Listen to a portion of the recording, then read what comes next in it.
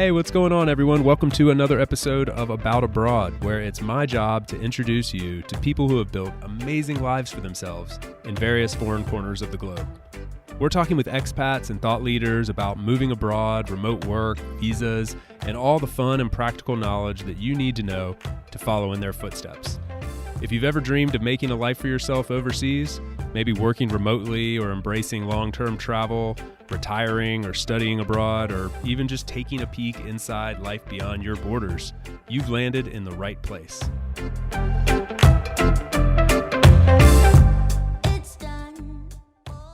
My guest today joins us from Playa del Carmen in Mexico, but we very quickly move over to the Caribbean where Mita has her roots, and we spent a lot of time talking about what life is like on islands like Barbados and Dominica and Grenada and some other places. And more importantly, the digital nomad visas that are emerging in these places that are allowing people like you to go and move and travel and live in these places for 12 to 18 months at a time. So if you're interested in learning a little bit more about what life is like on the Caribbean islands, this would be a great one to listen to. Mita is a true veteran of the digital nomad game. So we spent a lot of time just talking about sort of the past, present, and future of being a digital nomad, and really got into her product and service Adventurely, which is helping digital nomads connect and build community around the world while they're traveling. So a lot of fun in this one. I hope you will enjoy it. Please help me in welcoming Mita to About Abroad.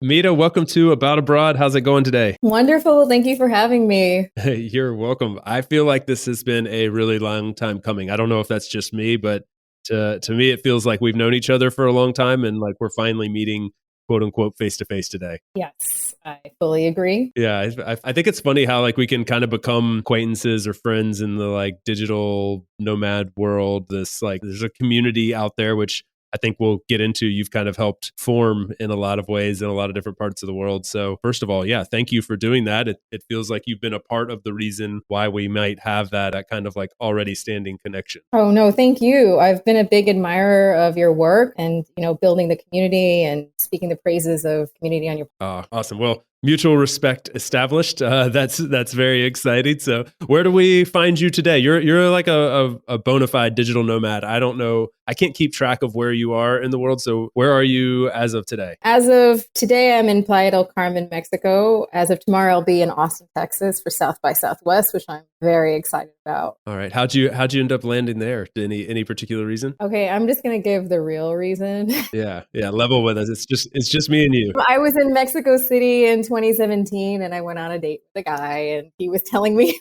all about Playa del Carmen. And I hadn't really considered Playa because I had known that Playa was a bit of a party town. Which it still is, don't get me wrong. But I had never thought about like checking it out or considering it as like slow medicine. My curiosity peaked and I saw the other side of. Well, have you spent time in New York City before in the past? I have, yeah. Not a ton, but I mean I've been there a couple times. Okay, have you been to Times Square by any chance? Yeah. Okay, have you been somewhere like far from Times Square? Let's say like Fort Greene, Brooklyn, or Prospect Heights. I wandered through Brooklyn and Harlem and some of the other boroughs. I get like Queens and stuff. I mean, I think I got away from Times Square some, but not like I'm not giving tours of New York yet. No, I feel you. I mentioned Times Square because I feel like Avenida Quinta, Fifth Avenue in Playa is basically the Playa del Carmen Times Square. It's just a tourist trap and lasers and things lighting up and a million people trying to sell you things and people doing shots, dancing on tables. And if you want that, you can find that. But just like how real New Yorkers avoid,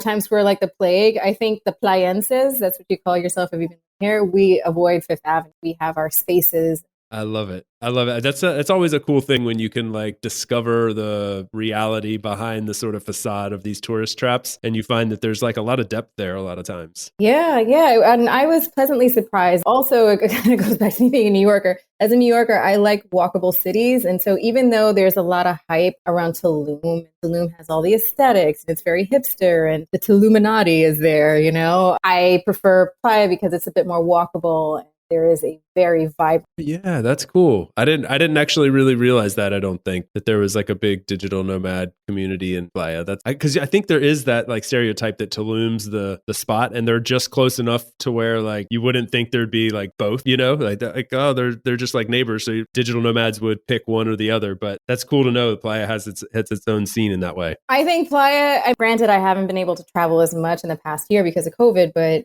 at all the places I've been to, I haven't seen a nomad place like community like Playa. I mean, Wow. if you want a spreadsheet with over 100 different nomad WhatsApp groups. Wow. Seriously. Yeah, seriously. That's awesome. Is that because like is part of that have to do with Mexico and just the sort of ease with which you can come and stay, or is what do you attribute that to? I think there's a lot of different factors. I think COVID definitely helped push it over the edge because, for a lot of Americans who were gifted with the first opportunity to work from anywhere, the only place that really made sense for them to go where there wasn't a lot of restrictions and they could stay on the same timeline and time zone was Mexico. And there's a lot of statistics that show that the largest population of nomads, they are Americans. And also a ton of Canadians, which is funny because I never meet Canadians when I'm in the United States, but I know so many Canadians here in Mexico. That is such a true thing, man. Anytime you venture like south of the border, you're like, I meet as many Canadians as I meet Mexicans, I think, or it's wild. That's funny. Wow. Okay, cool. So is Playa home right now? I don't like, do you call any place home? I'm calling Mexico my somewhat home. I spent, to be honest with you, the past year I've been more or less in Playa, and that's the longest I've ever spent somewhere abroad full. That's really long for me. I mean, before the pandemic, it would be like 1 to 3 months in a place, but I think I needed to be somewhere to just build head down because, my company eventually we released different software products. So I've been kind of in stealth mode, and it was a good place to be in stealth. So now that we've built and we're going into growth mode, I also feel a call to change locations. So the energy of Mexico City for growth is really calling. I'm going to be moving to Mexico City in a couple weeks. Man, I told the audience as we got started, you are a bona fide nomad. I mean, you're in Playa today. You'll be in Austin tomorrow, and Mexico City in a few weeks. A couple months is considered a long time. Hey, you're the one that lives in a van. I mean, we're both nomad camaraderie here. No, this is the funny thing. So I have a lot of people that think I live in the van, and I'm like, I don't. I have a home, but I just travel a lot in our van. And so I'm kind of a slow mad in my own way because I like have a home base, but I've got itchy feet. I've always got to go. So there are periods, I guess, where I'm living in the van. My wife and I and our dog did 12 weeks. I think like 3 months or something last year, somewhere around that. And that was our extended period in the van. So anyway, yeah, we're very slow-matic these days, feeling those itchy feet too, though. I totally relate, like kind of like, we're ready to try something new a little bit, exploring. I guess we're exploring some things. Well, that's the beauty of nomading. We can all customize it to fit our particular needs in life. No two nomads are alike. That should be a slogan of some sort if it's not already. Yes. Is this always part of your identity? Like, I feel like it's a core part of who you are now. People around the world know your products and know your company and the communities that you built for your kind of like essence of the digital nomad world. But is that something that was always really important to you? I feel like there's this like these other chapters back there that started before this. Yeah, I mean, I feel like nomads post-pandemic and pre-pandemic might have had different inspirations and motivations to try this lifestyle. I think post-pandemic, it's because, hey, this opportunity is becoming normalized. I could be wrong with the pre-pandemic nomads, but I feel as if this is a little bit of an intense thing for me to say, but I feel as if a lot of people turned to nomading pre-pandemic because they had some kind of a trauma, some kind of life-changing experience where they felt the need to explore and see the world in a different level. And for me, once upon a time ago, circa 2016, I had a normal life in New York as an attorney. I was an attorney in the music industry, creative industry. I loved my job and everything. But it just so happened that unfortunately, both of us had cancer. And so I was dealing with both of them, sick, and dealing with really, really traumatic health issues. And they both died after my mom died in 2016, I gave New York another shot for about a year, but being physically in New York, I just could not handle it. And I was like, I need to get out of here. I need to create a new life for myself because the life that I thought I was going to have wasn't going to be the same bought a one-way ticket to Medellin, and 5 years later, here I am in Playa. And many other stamps in the passport, I think, along the way. Many stints in Europe, Latin America, Asia. Wow. That is a very sad story that had to kind of propel you to this big change in life. Was there some element, if you don't mind me asking, of you like thinking like there's only one life to live, or something that kind of like pushed you over the edge to say, I've got to drop all what I have here and go travel? Or like, was that something you were holding back before, you think? Yeah, because, I was a lawyer, so I spent a lot of time in school and prioritizing school over travel. And when I was dealing with being a caretaker for my parents, I was in a relationship. All of the stress that I was under, I was really hoping that me and my partner big trip during all of this. And when that relationship fell apart and that trip was no longer a reality, there was nothing I wanted more to do than to travel. And when I was leaning into this traveling, and I didn't have a partner to travel with, and a lot of my friends they weren't interested in spending months abroad. I was like, well, how can I find all these other people who are going to travel and work remotely?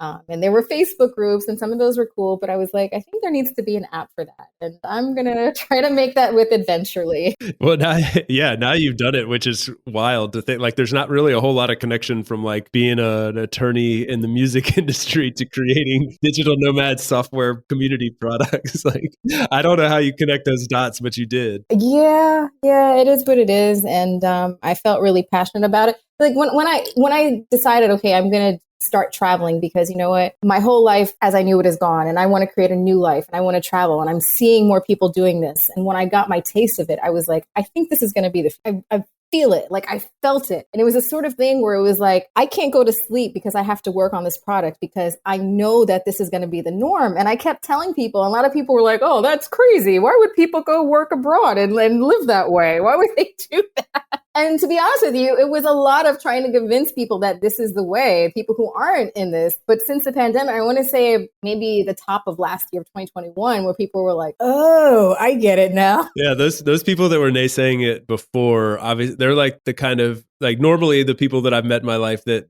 say that sort of thing, like, they haven't actually ever tried it. Like, it's not like they experienced it, oh yeah, no, I spent 3 months in Thailand and I hated it. Now I'm back here and doing what I was doing right before, because this is what I really want to do. Like, that story never gets told. People that have been out there and had a little taste of this world rarely find their way back. Those that do, they like really had a calling back home, and that just wasn't the right lifestyle for them. That happens, but very rarely meet that person who's like a strong naysayer of this type of lifestyle and has actually given it a shot. I love to see how the community is growing and evolving. I think it's happening at a very accelerated rate. Yeah. I had somebody ask me, as a French colleague of mine, who, like, apparently there isn't really a great word for community in French. Like, it doesn't translate well, and he really speaks great English, but he just really didn't get the word community. Like, it just didn't resonate. I was trying to explain it to him, and he was giving me all the different ways that we use the word community in English, and I was like, oh yeah, there are a lot of ways. I get why this is a little confusing, but how do you? It might be a random kind of weird question, but like, how do you define community? I think I define community as a group of individuals with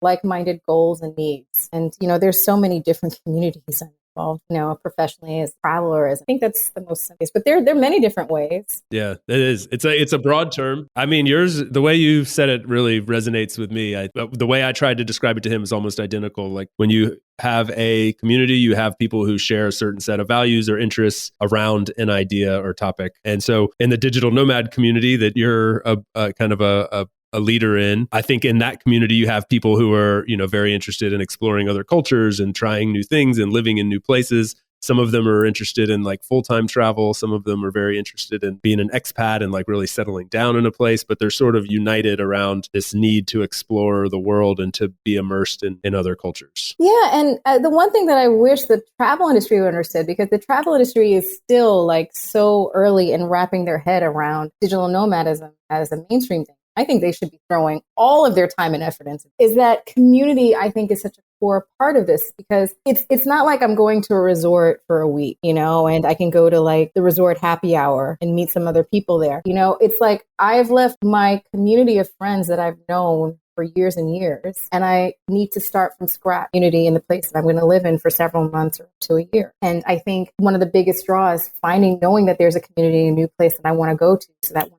I get there, I'm not going to feel alone. Yeah. Yeah. Is that kind of the gist of what Adventurely is doing? Well, we've Eventually is still an early stage startup in a lot of ways. We did get a pre-seed investment. The investment came 6 months before the pandemic happened. And we raised $100,000, which I'm super proud of. And that is a lot of money. But I mean, to really do a startup the right way, it does require significant. So I basically have been self-funding about since like the mid. So it hasn't, there's a vision that we're trying to articulate, and it's not 100% there, but working on it. But the idea with Adventurely is that we're curating different activities and experiences to do in different nomad destinations, and you can build an itinerary of what you want to do and get matched with other nomads or travelers to organize a group to do them. So that's the vision. It's such a cool concept, and I've like anybody that's listening, which would be a pretty high percentage of the audience, I think, has probably experienced that. Like they've shown up somewhere, or you know what, either they've experienced this, or this is one of the things that's holding them back from going abroad. And I don't know if you've found this, and maybe this was part of the origin story of Adventurely, but that is a big fear for people. Like when I talk to people who ask, like, how can you make this jump? Like I have my whole family here, I have my friends, I have my whole life. And if I go there, I'm not going to have any community wherever that might be. And it's an awesome way to kind of bridge that gap, because if that's the one thing that's holding you back, then there's a product like Adventurely out there, and there's Facebook groups, and there's different ways that you can connect with the locals that are there, or other expats or travelers. So I don't know. I think this is something like we've either all experienced, or it's something that is kind of holding you back. Thank you. And, I do believe that, there's many different ways you can go about trying a community when you're in a new nomad city. And I think you should try any of them, all of them that work for you. And, we're going to keep trying on our side with our team to make the product better and add more value. Yeah. So I'm trying to get like a visual. So let's say like I've never been to like Rio, for instance. I haven't been to Brazil. So I've got the Adventurely app. I show up to Rio. Like how am I plugging and playing here? Yeah, well, right now we actually are only live in about 5 destinations. Rio is not one of them yet. But like, for instance, if you end up in Playa, we have different tourism activities that we've curated all throughout Playa, things that you do. And you just sort of like add them to your personal wish list. Yeah. This is like, this almost literally happened to us when we moved here to Valencia. We really wanted to go play beach volleyball, and we couldn't figure out how to connect with people who wanted to go play beach volleyball. And then another time we were like, oh, we heard about this cool town that's like 45 minutes away, but we don't have a car, and I guess we could rent a car, but like, I'm sure there's other people that want to go visit this town, but there was this was 4+ years ago. There wasn't really a good way to go about organizing that. I mean, you could throw your name out there in like some big, like a Facebook group, but it felt like really exposing yourself, like really putting yourself out there, and not amongst a group that necessarily is looking to do those sorts of things. Yeah. And, when we were, because we're constantly trying to iterate, make it better. Last summer, when we were doing some more user feedback product, there was some new comments that we were getting that were like, okay, well, it's great that we can meet people individually, but can you also give us a way to find all these chat groups? Because chat groups, I feel, have replaced Facebook's. Facebook groups are there, but I know a lot of people have kind of like tapped out of Facebook, and they're like, all right, if I meet someone one-on-one in a new nomad destination, they're going to text me the WhatsApp. How do I discover them? And so we started thinking, okay, well, maybe we need to add a new tab for each destination where they can discover these chat groups. And when we were thinking more about it, we were like, well, we can create a landing page for these chat groups. And they were like, oh, wait a minute, we think chat groups need a landing page in the first place. So why don't we help them do that and then bring them back to it eventually? And that's how we got the idea for the second product that we just released a week and a half ago called Group. So Group Page is a link in bio landing page for chat groups to organize events and meetups and info. And we just started onboarding a bunch of nomad and travel groups from around the world. It's still building up. But once that sort of gets a little bit more established, then they're going to be able to connect their profile to it. Would this by any chance already be connected to the Valencia Nomads group here? Yes, it is. Yeah. Ah, sweet. They're one of our launch partners. We have the audience doesn't know this, but like we have a mutual friend there, Charlie, who's behind this, who you've connected me to in the past. And they've done a phenomenal job. I mean, they're a massive group of expats and digital nomads that live in and around or pass through Valencia. And that seems like a perfect fit. So on their WhatsApp group, would it be in Telegram or in They're WhatsApp? on Telegram. Okay. So the link then would live in their Telegram page? Yeah. So when you click the description section, they have a link to their personal website. Anyone who wants to organize an event within the group, they can post through that. it makes it so much easier to have something like this. These are like streamlining real nomad problems. Like maybe somebody listening, like, that just like has like a normal day to day and like is just like, what are they even talking about? But like, I totally understand what you're talking about. These are real problems. Because like WhatsApp groups and these things are like, man, I mean, I look over and I'm like, I have 78 WhatsApps in this group. Like I'm not reading that. I just want to know what the event is or what I want to know the details that are important to me. Yeah. And then I felt as if people were moving away from using Facebook events. They were moving away from using Meetup.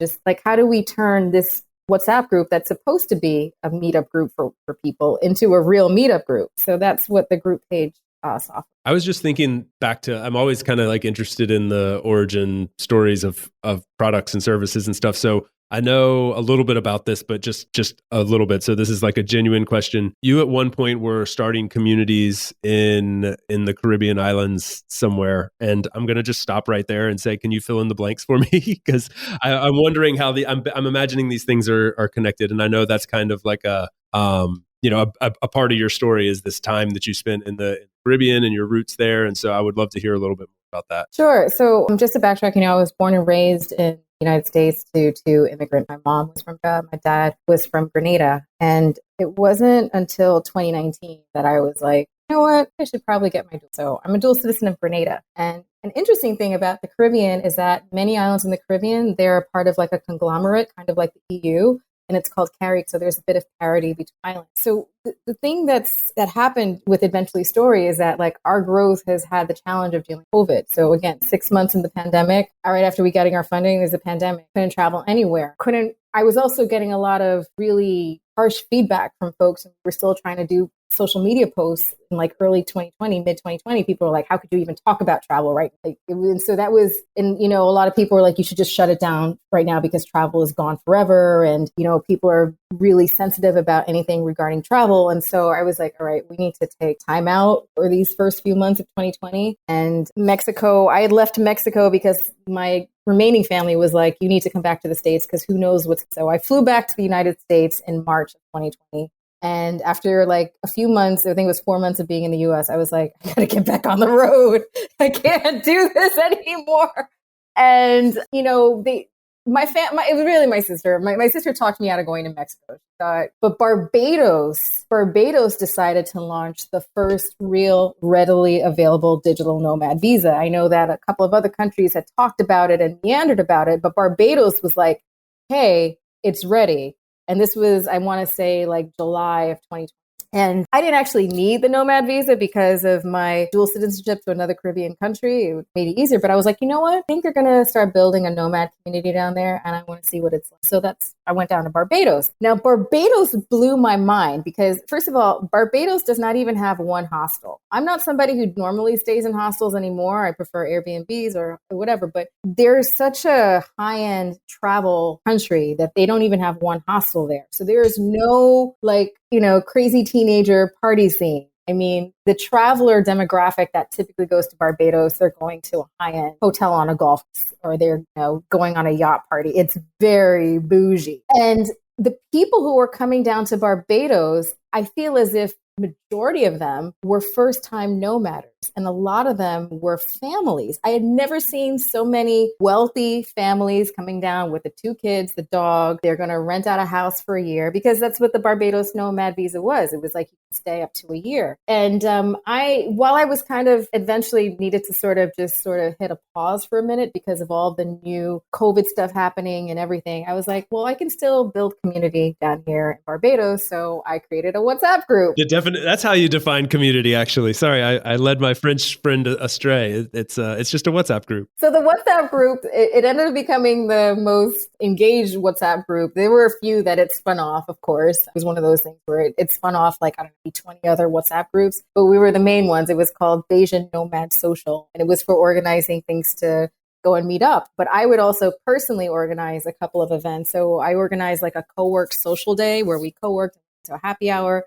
Organized a pub crawl. I organized an event called Out the Office where we all decided to like skip work on like a work day and just go to a beach club. And what was really awesome is that a couple of other Caribbean newspapers outside of Barbados and other countries. Like there was a Jamaican newspaper, a Grenadian newspaper. They got word of what I was doing and they posted about me.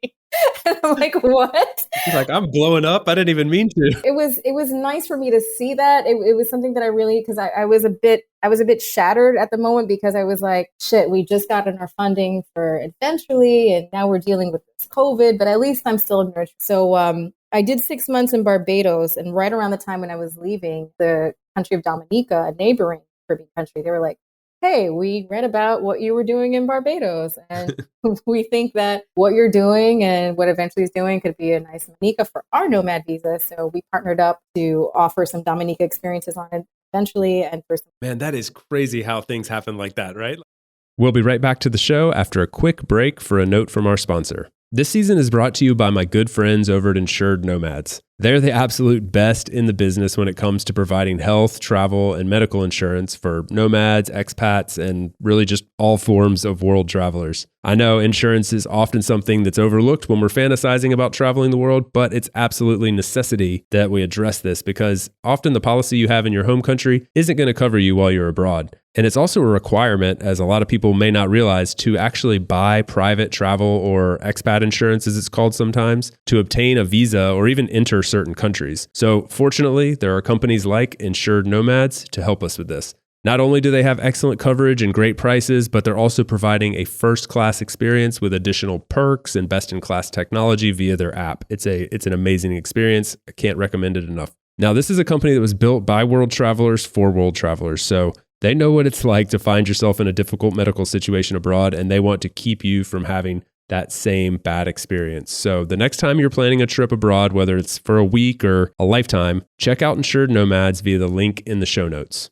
If you've made it this far into the episode and you're still enjoying yourself, then I would love to ask a quick favor. Open up the app that you're using to listen to this podcast and leave a quick review. You can do this in Spotify, Apple Podcasts, and really just about any platform that allows podcast listening now. If you can't find that in the interface of the app, then scroll down in the show notes and find ratethispodcast.com/aboutabroad, and you should be able to leave it from there. Thanks so much, guys. We really appreciate it and hope you enjoy the rest of the show. Okay, now back to the episode. And what I think is so cool about that story is that you hit pause on Eventually for a little bit, and your thought was to go like, well, I can still organize, I can still create community. And I mean, that's in your soul, that's like what calls to you, and you just do that naturally, not because like you're seeking something necessarily in return, though you get something, personally in return from it. But it's kind of cool that you like went to that during that moment and it paid dividends for you later.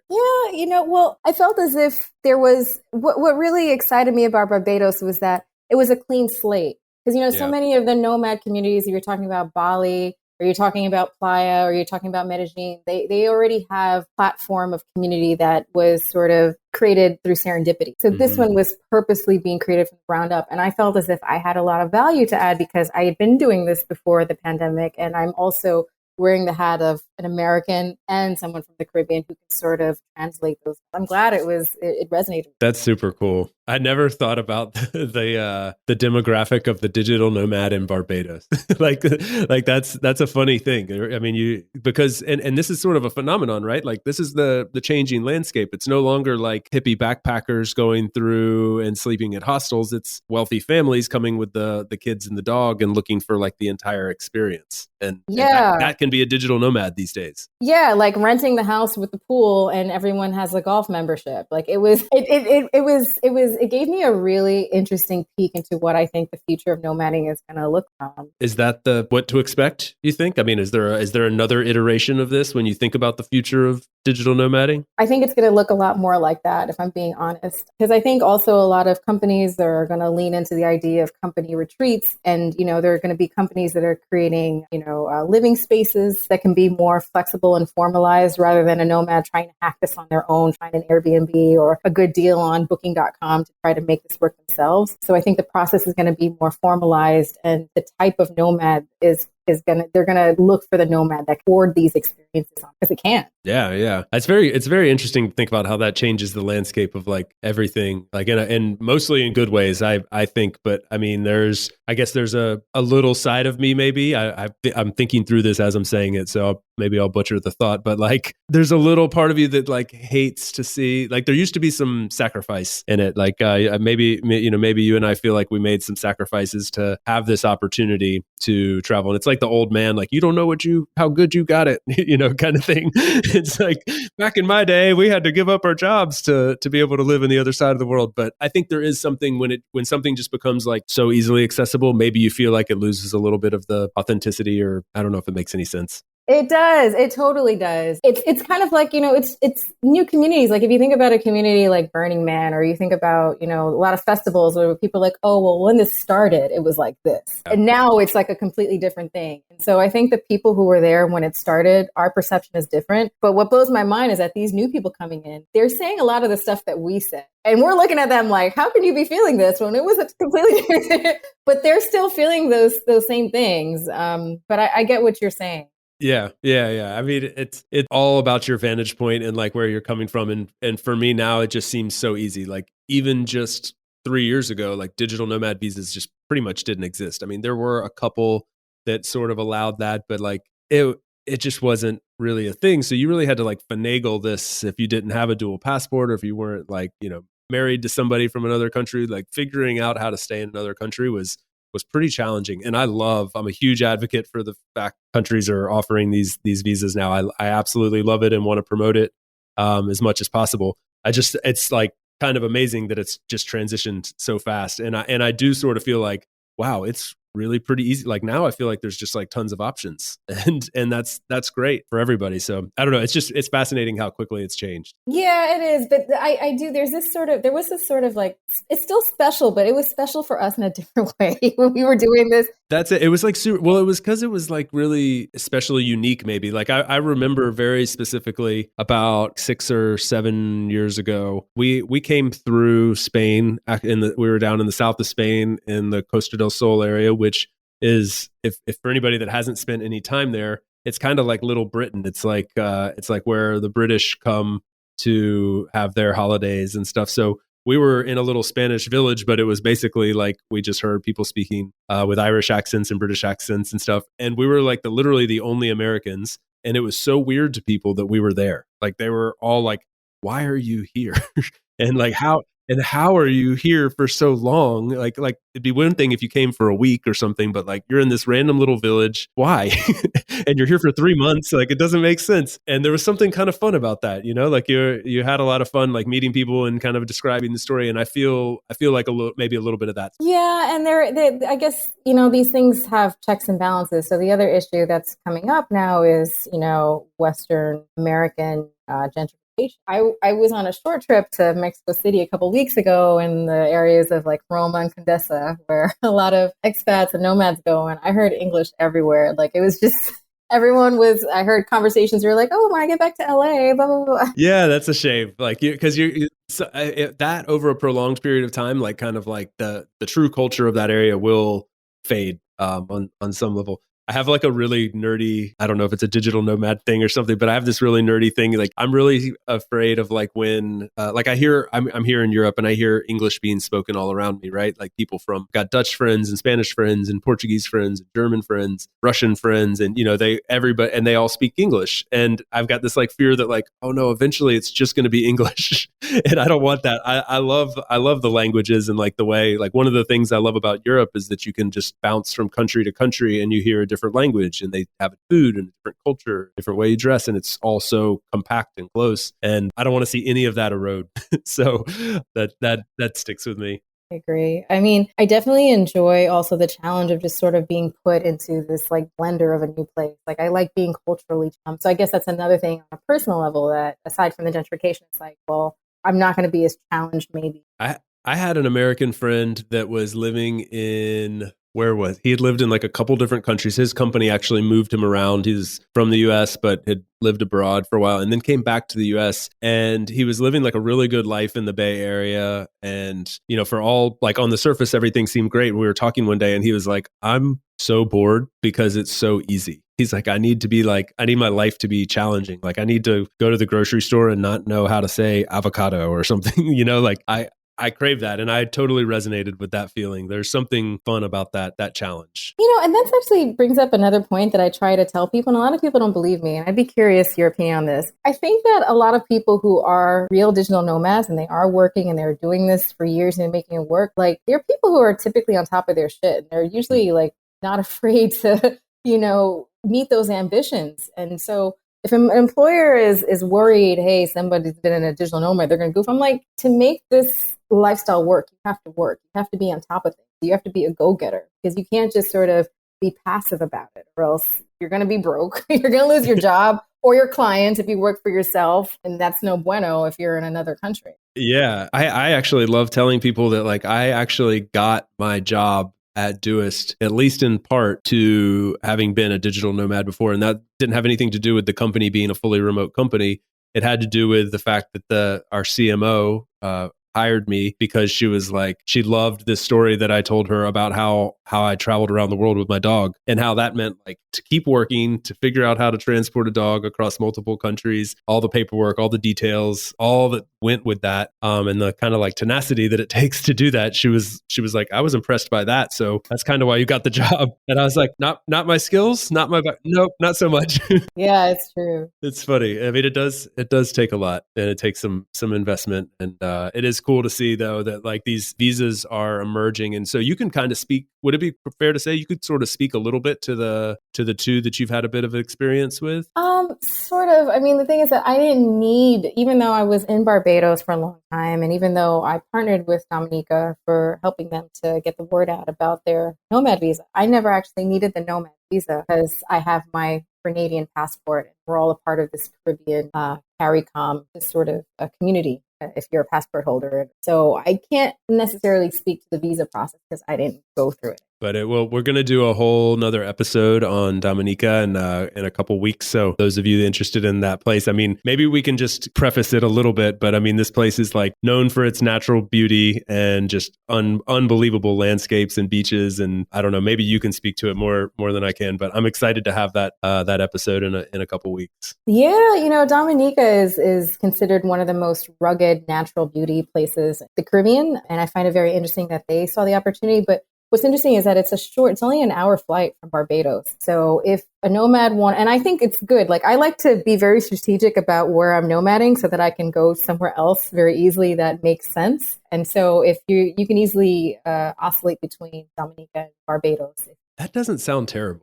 Like at all. Like it's just like I oscillate between Barbados and Dominica. And Dominica is actually where I escaped to from Barbados. Like that just sounds epic. So what about Barbados though? Like what was life like? I'm trying to envision what life was like on Barbados and I have no clue. Like I haven't been there and I guess I have my perception, like as you said, it's like high end, I picture like a country club kind of lifestyle, but maybe I'm off the mark. Okay. Have you been to Singapore before? No, I was supposed to go. COVID had other plans going next year. Well, the people who have been to Singapore, I try to say that Barbados is like the Singapore of the Caribbean because they have a lot of structure that's there. They do have like different parishes. They call them parishes where it's like very raw, rugged beauty. And you're not going to see a lot of built up houses and things like that. And maybe farmers. But they also have very wealthy, I guess it's also very suburban. Like there are parts of Barbados that just looks like a very fancy suburban gated community type of vibe. Not everything's beachfront. No, I'm thinking mostly of the west coast of Barbados. So if you're coming to Barbados, you're mostly going to think about the west coast or the south coast. So the west coast has a lot of those gated communities. It's considered one of the wealthiest parts of Barbados. And there is a beach that aligns it. But then when you head a little bit further inside, it's more like you have a gate, you have a house on the hill, and all very fancy, and have service help and all that stuff. And then on the south side of Barbados, that's more of like a party vibe. It's still not a party vibe of what you would expect in like Mexico or like Miami, but that's sort of like more of like the party vibe. And it's a little bit more walkable, but in general, you do need a Gotcha. Okay. Good to know. And you were able to build a community there. So that community to some degree still going? Like if I arrived there today, would I be able to arrive and find some like-minded people and some meetups and some good times? So what's funny is the way that I sort of helped everyone in the group stay organized was I created a Google Doc for Bayesian Nomad Social. And it's still alive. It's tiny URL/Bayesian. And it had our group rules and it had links to all the other groups. So that link still lives, even though the group is no longer active. So if you go to that, it'll have links to all of the other like active groups and stuff like that. So you can still. Okay. And just, I won't ask you to be like a pro on the visa thing, but just in general, as far as the digital nomad visa goes, basically it's kind of like is it a 1 year thing roughly? You can show up and you can spend a year there and you just need like some income to prove that you have the income, and then you can sort of stay. I don't have all of the details in front of me right now and it's not fresh in my head, but if folks are interested in it, they should Google Barbados. It's called a welcome stamp. So Google, so they should Google Barbados welcome stamp. My understanding is that people get approved rather fast. They have a fast get it done. I think it's a year and a half. It's better for folks to go to the website. Yeah. Cool. Yeah. You didn't have to get it. That's so cool that there's that community in CARICOM where you can, kind of like have that connection between the different islands. Yeah. And it was really good for me because despite me getting my dual citizenship for Grenada in 2019, I had never really lived in the Caribbean before. So I was just like, wow, I get my parents now because, even though my parents were from Barbados, they were from Jamaica and Grenada, I saw bits of them still. There's this sort of like overlying Caribbean culture that I'm so attracted to that culture. Like I love the vibrancy of the Caribbean. I'm living here on the Mediterranean, and I love what the Mediterranean has to offer. And there's other seas around the world, that all have their own vibe. But I'm from the Southeast US, so like the Caribbean is just kind of there. I spent a lot of time in South Florida, and so anyway, I don't know, just getting down there into those islands. It's for people that haven't been there. It's just a very special part of the world. Yeah, I mean, I will say that Barbados has some of the prettiest beaches I've ever seen. This is me coming from Bali in Mexico and whatnot. It was very clean and pretty. The food is really yummy. You're going to eat a lot of fish. Fish is like their main. And then the music and dancing. Oh, and then there's a lot of rum. So they have these things. I'm not somebody who can drink, unfortunately. Like I like one drink and I'm done. But they have these things called rum shops. And they look like these little like corner stores, and they give you like a bowl of ice and like a bottle of rum, and you just go there with some friends and you drink rum.